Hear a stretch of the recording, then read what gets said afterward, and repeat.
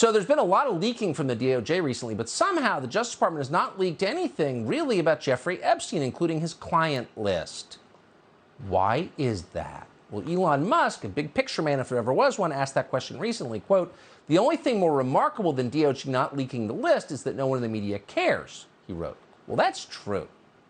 And while we're on the topic of Epstein, why did Bruce Reinhart, the magistrate judge who approved the Mar-a-Lago raid, represent several of Jeffrey Epstein's employees, including his pilot and his schedule?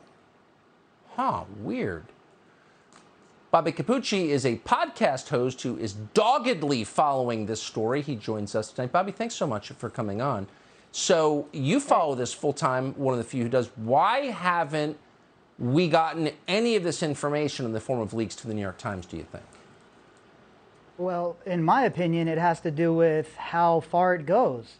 This is such a gigantic in scope operation that he was running that if they really dug deep, that it would be almost earth-shattering what they would discover. If you take a look at some of the similar cases in New York at a similar time for similar crimes, R. Kelly or Keith Raniere, both were hit with RICO charges, but Epstein, Maxwell, no RICO there?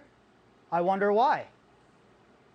Yeah, it's kind of weird. I mean, they grabbed some Alex Jones's texts the other day, and the line is that Alex Jones is the real criminal, not Jeffrey Epstein, right? But the second they got his texts, you know everything embarrassing thing he's ever said, of course, is going to be in the New York Times.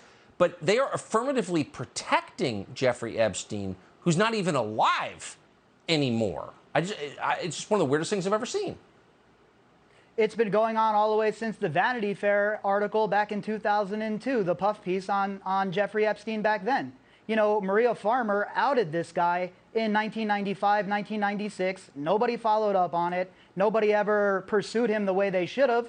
And it was all happening right under the nose of the SDNY, who loves to get on their ivory tower and preach down to the rest of us on a regular basis about how bad we live our lives. Meanwhile, this guy was running around in their district for 4 presidencies, hanging out at the White House, you know, they're all of it, and nobody cares what's going on until the survivors themselves decide to go and take the case to the people. And we see what's happened since then. There's been an avalanche effect, and they've had to react to it. Really quick, you keep reading suggestions that there's a trove of videotape of other people at Epstein's properties. Do you think that's true? Well, what I can tell you is all of the survivors who had access to his townhouse, all of them that had access to Palm Beach, they all said that there were surveillance rooms in those houses set up for that specific purpose, to take video of everybody who came in and to document it.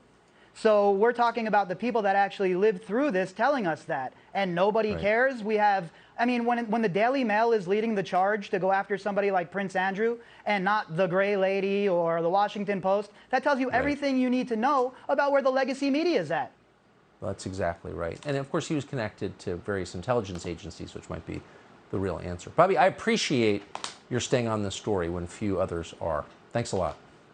Subscribe to the Fox News YouTube channel to catch our nightly opens, stories that are changing the world and changing your life. From Tucker Carlson Tonight.